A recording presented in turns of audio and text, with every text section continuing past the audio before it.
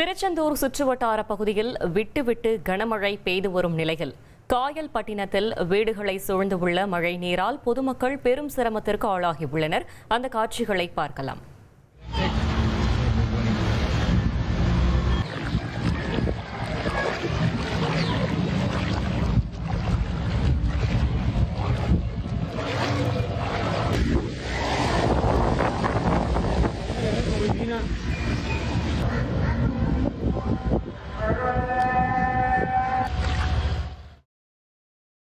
இது குறித்த கூடுதல் தகவலை செய்தியாளர் பவானி வழங்கிட கேட்கலாம். பவானி, வணக்கம். அப்பகுதியில் சூழ்ந்திருக்கும் மழை நீரை அகற்றுவதற்கு என்ன நடவடிக்கை மேற்கொள்ளப்பட்டிருக்கிறது?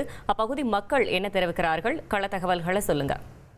கண்டிப்பாக. அதாவது திருச்செந்தூர் அருகே இருக்கக்கூடிய இந்த காயல்பட்டினத்துல மழை பெய்தனால் வீடுகள் எல்லாம் ஃபுல்லும் தண்ணியா இருக்கக்கூடிய காட்சிகளை நம்மளால பார்க்க முடியுது. குறிப்பா வடகிழக்கு பருவமழை தென் மாவட்டங்கள் தீவிரமடைந்த நிலையில திருச்செந்தூர் மற்றும் சுற்றுவட்டார பகுதிகளில் கடந்த சில தினங்களாகவே மழையானது பெய்து வருகிறது. இந்த நிலையில காயல்பட்டினம் பகுதியில் பெய்த தொடர் மழையால் பல்வேறு பகுதிகளில் மழைநீரானது தேங்கி இருக்கிறது. சாலைகளில் முழங்கால் அளவுக்கு தண்ணீரானது தேங்கி இருக்கக்கூடிய அந்த காட்சிகளை பார்க்க முடியுது. இதனால பொதுமக்கள் கடும் அவதிக்குள்ளாகி வருகின்றனர். அன்றாட பணிகளை மேற்கொள்ள முடியாமல் பொதுமக்கள் தவித்து வருகின்றனர்.